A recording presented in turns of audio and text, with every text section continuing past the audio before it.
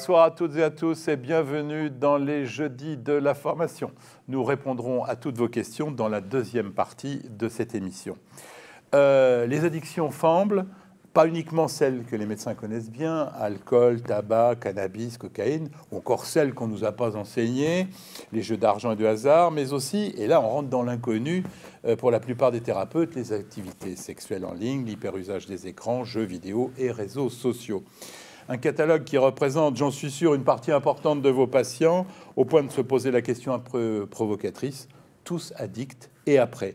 Eh bien, cette question, notre invité se l'est posée, et c'est même le titre de son dernier livre qui vient de paraître chez Flammarion, le docteur William Loewenstein. Bonjour. Bonsoir. Alors, vous êtes médecin interniste spécialisé dans les addictions. Vous êtes aussi le président de SOS Addiction. Et le « et après » de son titre va précisément être le thème de ce JDF, avec comme but changer le regard sur les dépendances pour mieux soit les prendre en charge, soit pour les orienter. Je vous rappelle que vous pouvez poser dès maintenant vos questions à notre invité grâce à la boîte de dialogue qui est située en dessous de votre écran. C'est la reprise des JDF. Vous êtes le premier invité de la saison. C'est un honneur qui vous est fait. J'en suis honoré et heureux. Mais vous le méritez bien, William. Merci beaucoup. C'est une maladie mortelle, l'addiction. Combien Alors, c'est une maladie, en effet, totalement sous-estimée, puisque si on prend juste le tabac et l'alcool en France, responsable de 130 000 morts prématurées évitables, c'est-à-dire 40 fois la mortalité routière. Mais prenons aussi les États-Unis, parce que ça va parler un peu différemment. Les médicaments antidouleurs, les fameux painkillers, ont tué les 3 dernières années plus d'Américains que les armes à feu et les accidents de la route réunis. Donc on sous-estime la gravité des addictions qu'on va appeler classiques, et puis on sous-estime les handicaps par les addictions comportementales. Qui ne sont pas mortelles, mais qui gâchent totalement la vie. Voilà, exactement. Et d'ailleurs, pour le cannabis, on pourra avoir une intersection comme ça, parce que voilà bien une addiction qui est très rarement mortelle, fort heureusement, par l'intermédiaire des accidents de la route, ça arrive hélas, mais qui handicape les plus jeunes, ou du moins qui peut handicaper le cerveau des plus jeunes. Bien que vous en parliez tous les jours, vous êtes d'accord que globalement, on n'en parle pas, quoi. Je dirais qu'on en parle plus.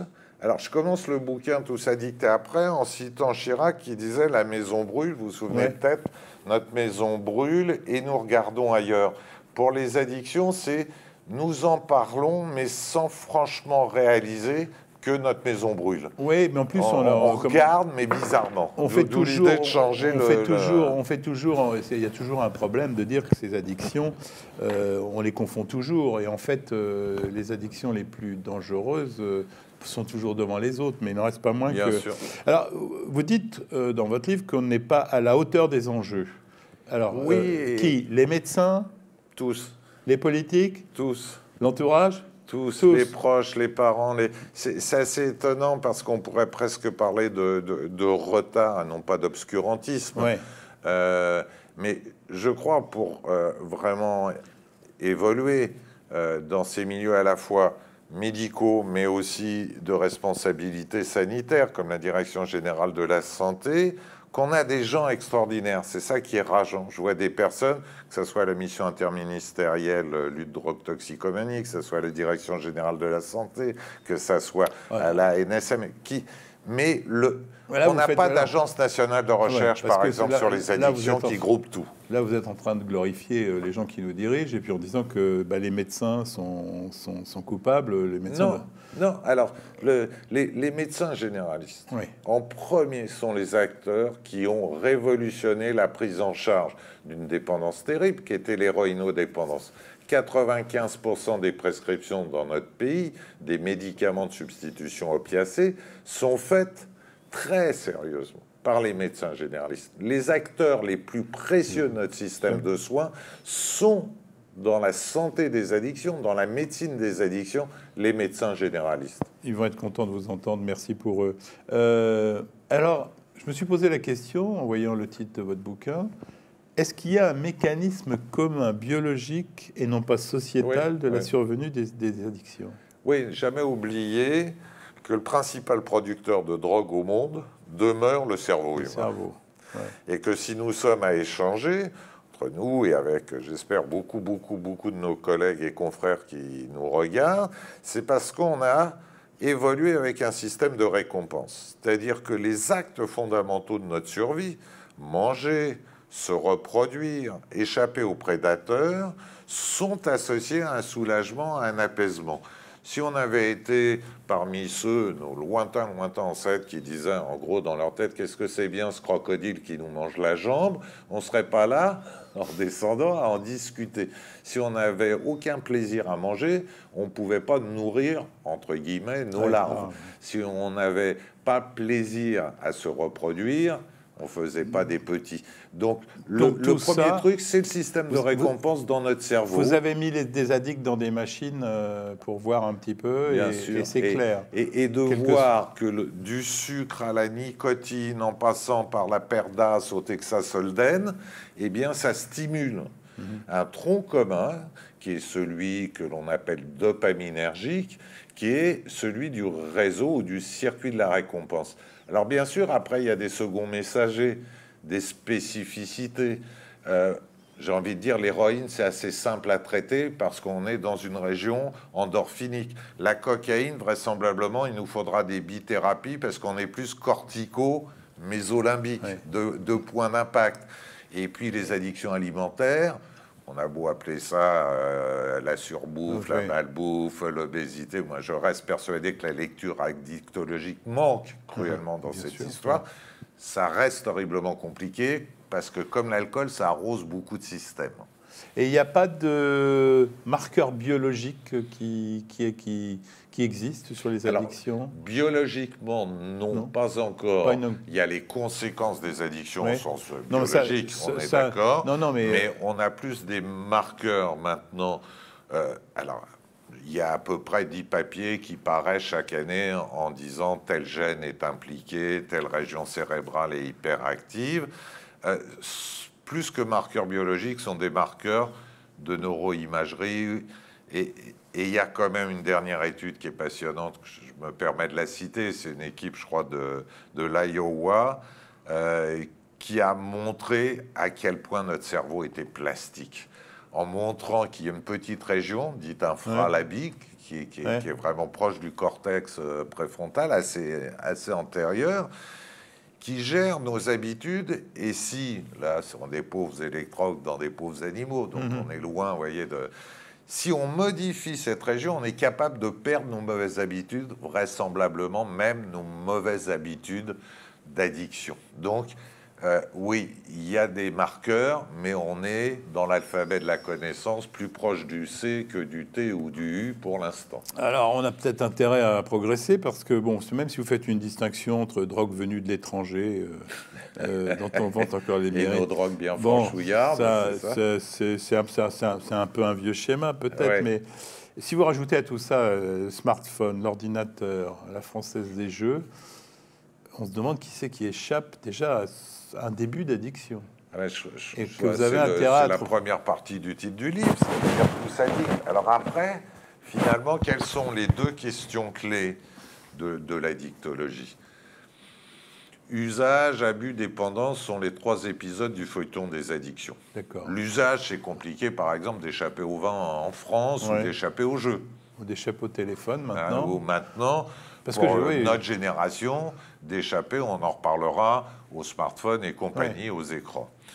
Mais qu'est-ce qui fait le passage de l'usage à l'abus, et surtout, qu'est-ce qui fait le passage dans un cerveau de l'abus à la dépendance, en sachant qu'on va retrouver, aussi bien chez le rat que chez le mammifère, le petit mammifère supérieur que nous pensons être, les mêmes chiffres, quasiment 15 à 20% à chaque fois, de personnes qui vont être les perdants du feuilleton.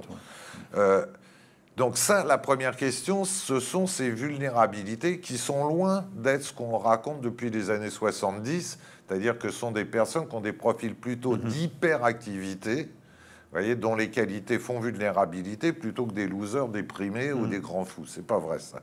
Et la deuxième question, c'est celle de la rechute, du relapse, disent nos collègues. C'est-à-dire, qu'est-ce qui fait que même quand quelqu'un va bien, il peut rechuter? La question, si vous voulez, de ce rappel de cette sacrée Madeleine de Proust addictologique, quand on aura peut-être avancé là-dessus, on pourra être encore plus aidant, même si, encore une fois, il y a bien des domaines où il y a eu des progrès. Alors, dépister, éviter de rechuter, on comprend bien, et je crois que c'est très clair pour tous les médecins qui nous écoutent, qui nous regardent. Ils ne sont pas spécialisés en règle générale. Non, mais justement, ils n'ont pas besoin de l'être. Mais justement, le problème, c'est que quand vous faites la liste de toutes les addictions possibles, comment un médecin de famille, un médecin généraliste, ou même d'ailleurs un spécialiste qui voit des patients comme ça, peut être alerté en disant « Attention, il y a une addiction alors qu'il y a tellement d'addictions possibles ». Qu'est-ce qui peut faire mettre en évidence? C'est un changement de... Oui, je pense que... Et là, ce sont déjà ce qu'on pourra appeler les événements indésirables de l'addiction. C'est-à-dire que la plupart des personnes vont devenir addictes parce qu'il y a des fonctions positives initiales. Elles vont mieux dormir, elles vont changer leurs pensées, la relation à l'autre va être plus facile. L'humeur, que ce soit avec le vin, le cannabis, la cocaïne, va évidemment aller du côté coloré et positif. Mais au bout d'un certain temps, notre cerveau, encore une fois, qui est toujours sur l'équilibre, va faire payer tout ça. Et donc, ce sont les troubles de l'humeur, les troubles de la relation à l'autre, plus difficile souvent à voir par la personne addicte elle-même, les troubles de la pensée. Tout le monde flippe d'avoir l'Alzheimer, une métastase cérébrale, mais réalise pas à quel point l'alcool ou la coke modifie notre propre pensée, ce que nous avons de précieux. Et puis enfin, le sommeil. Je trouve parfois qu'on ne parle pas assez du sommeil dans ce pays ou des troubles du sommeil, parce que surtout en addictologie, c'est une porte d'entrée extraordinaire pour en parler. Je suis d'accord, William, mais c'est quand même une plainte tellement commune et tellement fréquente dans le cabinet d'un médecin que c'est difficile d'avoir le réflexe addiction. On peut trap ça. Vous voyez, quand on sait bien quelqu'un qui dit j'ai mal au ventre, on va dire constipation, avant de penser à un infarctus du mésentère. On est d'accord là-dessus. Mais posez la question finalement de comment vous dormez. On va avoir quelques banalités, mais très vite on va avoir des réponses sur l'endormissement comme sur le réveil. Et quand on commence à entendre un peu alcool ou cannabis, qu'on explique que ces produits-là, ils reprennent d'une main ce qu'ils ont donné de l'autre. C'est plus facile de s'endormir avec ces choses-là, mais pour se lever, c'est compliqué. On a établi le dialogue, déjà, premier point, et finalement, c'est fait en 20-30 secondes, pas plus. Alors, on est dans les généralités, là, et on n'est pas rentré dans une addiction précise. Bien sûr. L'entourage, c'est quand même le pivot, non? Alors, comment l'entourage, il peut avertir sans passer pour un traître? Et comment il peut agir en comprenant, encore une fois, que quelque chose se passe qui dépasse la volonté, voyez, c'est là le rôle de la médecin de famille, d'ailleurs. Oui, et faire comprendre aux proches, comme ça a été nécessaire, par exemple, pour la dépression, quand les proches, les parents disaient tu pourrais faire un effort, tu pourrais te secouer, vous voyez, évidemment, c'était contre-productif. Je dirais, pouvoir expliquer aux proches, à la famille, que dans cette maladie, si on avait une définition un peu simple à proposer, c'est quand vouloir et savoir ont perdu de leur efficacité. La volonté suffit pas à pouvoir.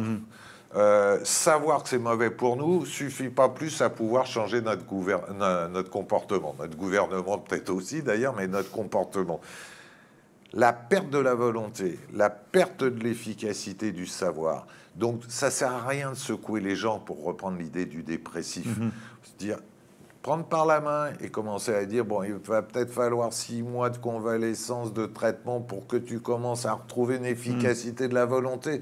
Ce que tu veux le matin, tu peux plus l'appliquer le soir. Ce que tu sais être dangereux, ça t'angoisse plus qu'autre chose ou ça change rien à ton comportement. Mais le médecin qui suspecte quelque chose, il faut qu'il passe la main très vite.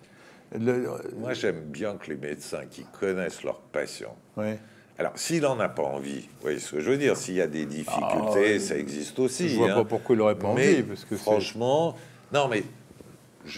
il a envie de soigner. Une petite parenthèse, j'appelle un médecin pour un patient que je connais depuis 15 ans pour un traitement par méthadone. Il s'installe dans notre belle île de Corse, vous voyez. Et la médecin généraliste me répond, vous pensez pas quand même que j'ai le temps de m'occuper de ça? J'ai essayé de lui demander ce que c'était le ça, mais après, c'est moi qui ai réalisé que je perdais mon temps. Mais c'est l'exception qui confirme que la règle que les médecins généralistes, notamment, sont tout à fait capables de nouer des dialogues singuliers des plus intéressants, y compris sur la dictologie, à condition qu'on leur donne quand même quelques clés et que ces quelques clés ne leur fassent pas perdre leur temps précieux. Surtout que vous n'êtes pas beaucoup pouvoir faire des consultations spécialisées de la dictologie, donc vous seriez sans doute vite débordé par le nombre.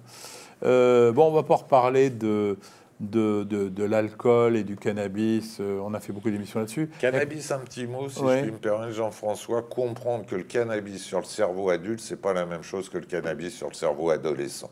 Et que la difficulté, c'est ça, c'est-à-dire des usages précoces, intensifs et réguliers sur un cerveau d'adolescent. C'est pour ça ce qui se passe. Mais je sais bien, et c'est pour ça que, si vous voulez, la prohibition a laissé croire que ça allait protéger ça. Il ne faut pas penser non plus que la légalisation ou la dépénalisation va arranger tout ça. Non. Si on ne se mobilise pas si on n'explique pas que... bien sûr que c'est là-dessus on peut rester sur les jeunes aussi. L'alcool, je voulais aller un peu vite, mais enfin, il y a quand même le phénomène du binge drinking qu'il faut peut-être expliquer à nos...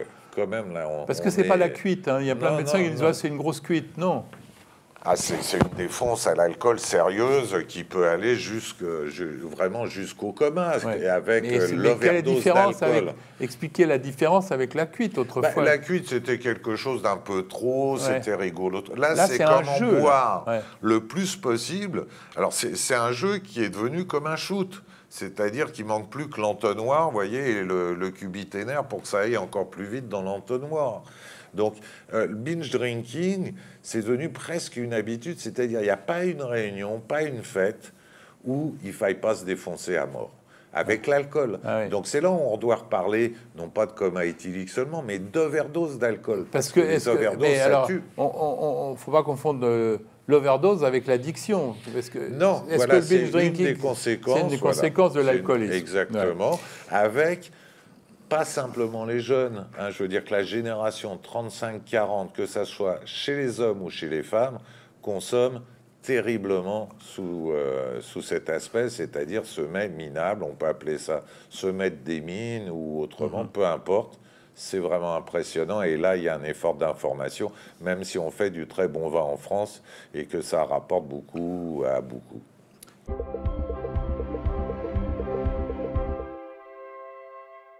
Alors, on revient avec le professeur Willy Loewenstein qui va nous parler des nouvelles addictions, parce qu'on a l'impression qu'on fait la même émission qu'on aurait faite il y a 15 ans.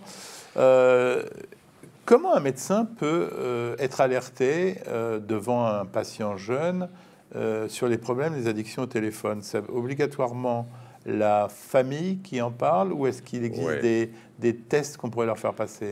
Pour l'instant, il y a des tests de seconde intention, mais c'est la famille, sont les proches qui viennent. C'est-à-dire des mômes qui, comme avec le cannabis d'ailleurs, se déscolarisent, finissent par se désocialiser en apparence, parce qu'il y a quand même des réseaux d'amis virtuels, mais même si on n'est pas comme en Corée du Sud ou au Japon, c'est-à-dire avoir des personnes qui n'ont pas mangé, pas dormi depuis 5 jours ou 6 jours, vous voyez, je dis même pas laver. Ah oui, non, c'est impressionnant. On a manifestement les troubles du sommeil, les troubles de l'alimentation, les troubles de l'isolement, de la relation aux autres. Donc les parents, ils se rendent bien compte que le môme a complètement décroché et qu'il est rentré dans une bulle avec une sorte de monomanie qui est évidemment ce jeu, qui peut être très riche, ou éventuellement des réseaux. Parce que c'est plus que l'addiction au téléphone, c'est aujourd'hui, quand on entend les gens parler, c'est le gamin qui s'enferme dans les jeux, quoi. Bien sûr. C'est la principale cause. Et s'enfermer, on est d'accord que c'est pas juste 1 heure ou 2, comme la plupart des adultes, peut-être vous ou moi, vous voyez, qui trouvent un jeu, on se fait marrer comme ça, et puis ça peut durer 3 mois, 4 mois. Au bout du compte, on a perdu juste 500 heures à jouer, à jouer. Là, c'est juste ça, c'est le tout et seulement ça.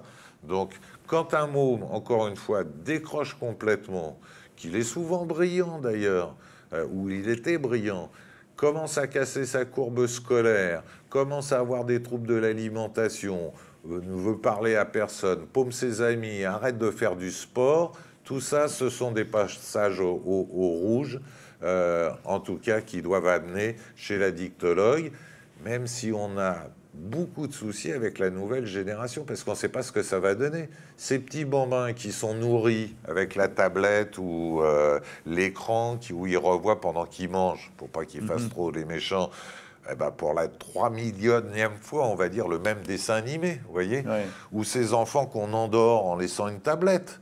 C'est pas la même chose que de donner une tablette pendant un voyage en train, en avion, etc. Tous les jours, qu'est-ce que ça va donner sur le cerveau? En fait, vous êtes en train de me raconter que la prévention primaire, c'est la chose la plus importante dans ce domaine-là. Prévention primaire, c'est des règles. Alors vous êtes strict, vous êtes fait partie de ces adultes qui disent pas de portable avant tel âge, pas d'ordinateur le soir, ou alors avec un limitateur. Je peux être embêtant, y compris quand j'ai vu un de mes fistons adorés commencer à donner à manger à ma petite fille, mais avec, encore une fois, l'écran. Je me dis, mais tu fais ça tous les jours, tous les soirs, à chaque repas? Je dis, oui, parce que sinon, elle pleure. Raison de plus. Et donc, c'est pas strict. C'est-à-dire que, comme par hasard, il y a eu 24 heures d'adaptation de l'enfant, parce qu'encore une fois, la plasticité cérébrale, c'est quand même cette découverte géniale. Tout le monde s'adapte, on le sait bien. Et là, il y avait un vrai soulagement. Mais qu'est-ce que ça va donner? Je sais que j'ai il y a des études américaines qui montrent que cette plasticité, elle existe, mais enfin, plus on tarde, plus c'est difficile de plus les de usages, on va dire, qui bougent cette plasticité sont précoces et plus on tarde. J'ai envie de dire, c'est comme pour toute affection, vous voyez, bien évidemment. Quoi. Par exemple, là, on est en pleine rentrée des classes. Le fait de donner un portable à son enfant pour se rassurer, c'est... Oui, à condition... Alors, il y a une vraie différence entre portable et smartphone. Ouais. C'est le truc qui a complètement basculé, c'est ça. Vous voyez. Alors, si on tient un discours, mais qui est difficile avec le portable, qui n'est pas le smartphone, mais c'est comme porter, vous voyez, des chaussures, des godillots quand tout le monde a des chaussures de marque. C'est dur pour le môme de tenir, vous voyez, en termes de fashion victime, avec un pauvre téléphone portable et pas un smartphone. Mais moi, c'est là où l'âge... Éventuellement, je préfère qu'on continue d'accompagner l'enfant à l'école, vous voyez, qu'on lui file un smartphone pour pas l'accompagner. Dans l'addiction, on dit que le premier médicament, c'est s'éloigner du produit qui rend l'addiction. Oui, alors pas le sevrage, mais en tout cas la régulation. On ne peut pas imaginer. Autant c'est peut-être... Vous pensez que c'est aussi dur de sevrer un enfant de son smartphone que de sevrer un alcoolique de sa bouteille? Ah, ça le devient, oui. Ça le devient? Ah, ça le devient. Et ça le devient aussi pour les adultes. Faites le test d'un adulte qui perd son téléphone, vous avez l'impression qu'il a paumé aussi 40 ans de maturité, quoi. Il est paumé de chez paumé. Donc l'éviction, c'est aussi peu possible, quelle que soit l'addiction. Enfin, oui, c'est-à-dire, je l'ai écrit dans Tous addicts et après, c'est-à-dire... Voilà, je pense que l'abstinence est un concept plus religieux que médical et qu'il faut qu'on le fasse vraiment évoluer. Parfois, c'est nécessaire, mais comme est nécessaire, si j'ose dire, du repos après, une rupture d'un ligament. Dans l'alcool, vous, les addictologues, vous avez toujours dit qu'il fallait c'était l'abstinence. Alors, vous vous souvenez que l'addictologie, elle s'est fondée en France il n'y a pas si longtemps que ça, rassemblant ceux qu'on va appeler les toxicomanologues et ceux qui ont amené la réduction des risques et les médicaments de substitution. C'était déjà une façon de penser les choses un peu différente. Des tabacologues de l'époque et des alcoologues de l'époque qui n'avaient pas de réduction des risques, qui disaient en gros, soit vous arrêtez, soit vous êtes un mauvais malade et puis on ne peut rien pour vous. Donc ils ont vraiment évolué. Ça a évolué. Et pour le tabac, regardez l'histoire de la cigarette électronique. C'est le premier traitement plaisir. De substitution qui existe avec son efficacité. Dieu sait s'il était mal accueilli.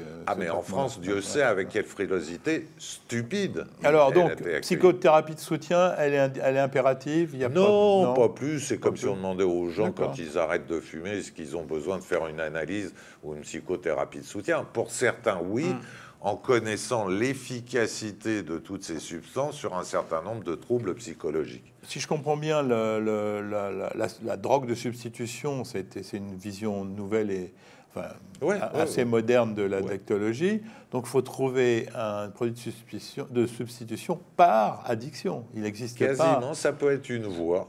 Oui, mais parce que ce qui marche dans... À mon avis, l'histoire nous montre bien... Alors que c'est pas toujours aussi simple que sur l'héroïnodépendance, qui est une addiction d'une lourdeur extraordinaire.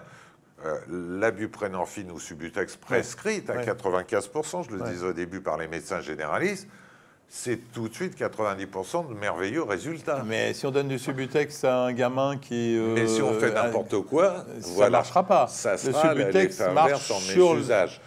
Sur quelqu'un qui en a besoin, mais on rejoint là, si vous voulez, les bonnes indications et les bonnes pratiques cliniques. Qu'est-ce que pourrait être le produit de substitution du smartphone? Le produit de substitution du smartphone, je pense que ça va être notre apprentissage plutôt que notre exagération. Pas oublier que c'est un outil qui est quand même récent, c'est une révolution de notre quotidien à tous, et ce qu'il faut vraiment éviter, c'est que cette digital génération, vous voyez, ces digital natives, n'ait que ça comme mode de fonctionnement, c'est-à-dire n'ait plus de temps libre, n'ait plus de pensée libre, que chaque émotion soit partagée, que ça soit sur Insta ou Snapchat ou d'autres choses. Voilà, ce que je veux, c'est qu'ils se réennuient, les mômes, qu'éventuellement ils retravaillent l'imagination.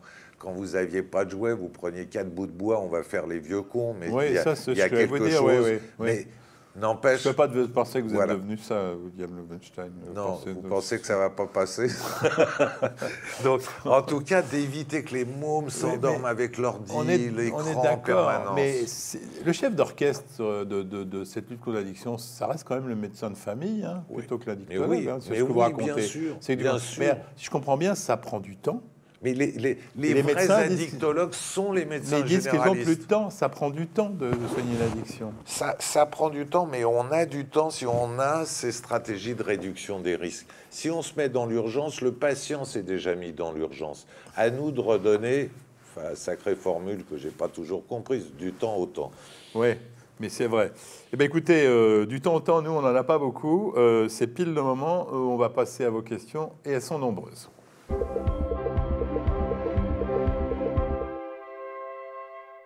Lowenstein, les médecins toxicos n'en parlent jamais, ils sont nombreux, c'est un sujet tabou. J'aimerais bien que William Lowenstein nous dise ce qu'il en pense.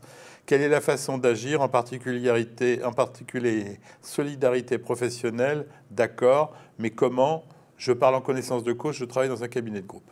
Oui, alors nos collègues et confrères, je dis nos collègues parce que ce sont souvent des réanimateurs, des anesthésistes, des chirurgiens, mais ça peut être aussi d'ailleurs des infirmières, des aides-soignantes, voilà, ont une peur absolue de perdre leur travail, d'être condamnés, de passer de l'autre côté soignant-soigné, vous voyez, encore plus que quand il y a une maladie somatique. Donc, à nous de comprendre que l'évolution socio-professionnelle n'est pas encore au rendez-vous, donc de faire discrétion, parce que sinon, ils consultent beaucoup plus tard que les autres.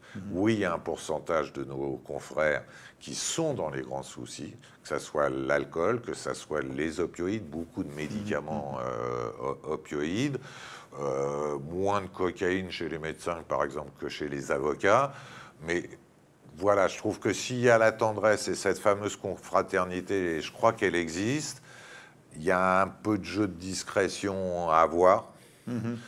Pas simple partout de donner, par exemple, un médicament de substitution, vous voyez, à son confrère par le pharmacien qui connaît le prescripteur et le nouveau patient. Donc, il y a à se débrouiller un peu, mais surtout... Il n'y a pas un médicament couteau suisse de l'addiction, quoi. Il n'y a pas de... Non, pas encore. On aimerait bien. On aimerait bien. Puis c'est un peu, ça a été le délire baclofène à un moment donné. Alors justement, on a une question. Je viens de le voir passer. Le baclofène devait servir dans toutes les addictions. Le baclofène, on nous a rabattu les oreilles avec ça et on n'en parle plus.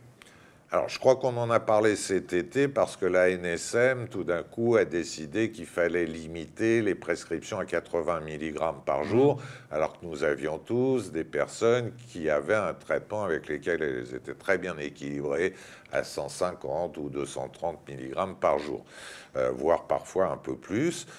Donc ça, on en a reparlé, si j'ose dire, un peu comme le lévothyrox, parce qu'il y avait des soucis et des grandes frayeurs. Ça a sûrement été excessif au début, comme espoir, mais ça témoignait d'abord de deux choses. De l'importance d'un médicament efficace dans l'alcoolodépendance, qui n'était pas le cas, quelles que soient les propositions d'autres laboratoires, et de la demande des patients qui n'en pouvaient plus, comme le racontait lui-même Olivier Amezen, de ces parcours infernaux avec justement des abstinences impossibles. Donc, bien sûr que tout d'un coup, on a même appris que le baclofen pouvait lutter contre la boulimie, contre toutes les addictions. Vous voyez ce que je veux dire, en excessivité. Mais aujourd'hui, ça reste une indication dans l'alcoolisme. Vraiment dans l'alcoolodépendance, avec un pourcentage de réussite qui doit être plutôt proche des 40% que des 100% que souhaitable, mais c'est extraordinaire déjà. J'ai entendu le professeur Weinstein parler de l'obésité comme de l'addiction, et c'était remarquable. Donc, je remercie, mais c'est vrai qu'on sait que l'obésité, il y a une injustice génétique terrible. Hein, vous savez qu'il y a, que ce soit les enfants ou les adultes, certains vont regarder une bouteille d'huile et prendre 3 kilos, rien qu'en regardant la bouteille, et d'autres vont pouvoir boire du Coca-Cola jusqu'à 60 ans à 3 litres par jour. Donc génétiquement, on sait qu'il y a cette inégalité. Mais à côté de ça, la nourriture, c'est la première drogue. Le sucre et le gras, c'est ce qui nous apaise. Même les psychanalystes l'avaient compris, si j'ose dire comme ça, parce qu'ils disaient quand on mange, on pense moins. Quand on mange, on est moins seul, disait Lacan. Donc, dans ce monde de stress, bien sûr que la bouffe va être la première drogue. Et si on n'arrive pas à remonter un petit peu avant, à expliquer aux personnes que c'est pas qu'une question de régime, mais que simplement elles essayent de s'apaiser un peu, de faire avec ce qu'elles trouvent, on sera à côté de la plaque encore longtemps. C'est la chimie de l'addiction, et donc c'est quelque chose qui va bouleverser le monde le jour où on saura manier. On se ferait bien congeler, Jean-François, vous et moi, peut-être, pour que dans 50 ans, on puisse dire moins de bêtises qu'aujourd'hui. On va parler de l'addiction au sexe, qui est un sujet qui suscite des questions.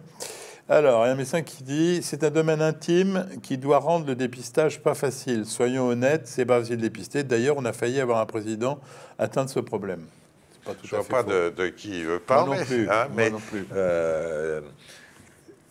ce que j'aime bien dans l'exercice médical, c'est vraiment parfois ces approches qui vont révéler des choses extraordinairement intimes. Alors, il est sûr que si on demande à quelqu'un est-ce que vous avez des troubles liés à votre hyperactivité sexuelle, la consultation va mal s'engager.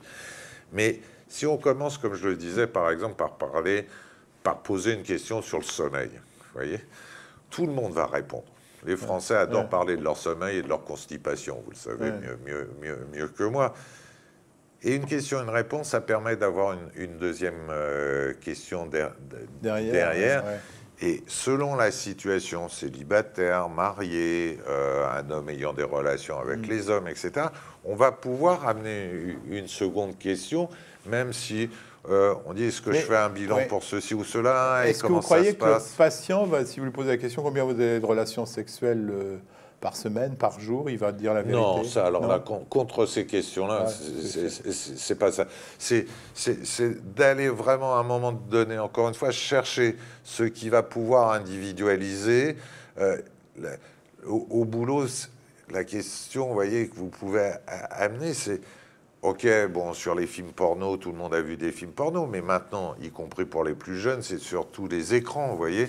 C'est pas très embêtant, loin de là, mais si c'est au boulot, si ça commence à prendre toutes les soirées, si ça commence à prendre une place que l'homme, par exemple, ne trouve pas dans ses fantasmes dans le couple, c'est ça qui va être magique dans la relation médecin-patient. On a un médecin qui nous signale qu'il faut se méfier terriblement de YouPorn, je ne sais pas ce que c'est.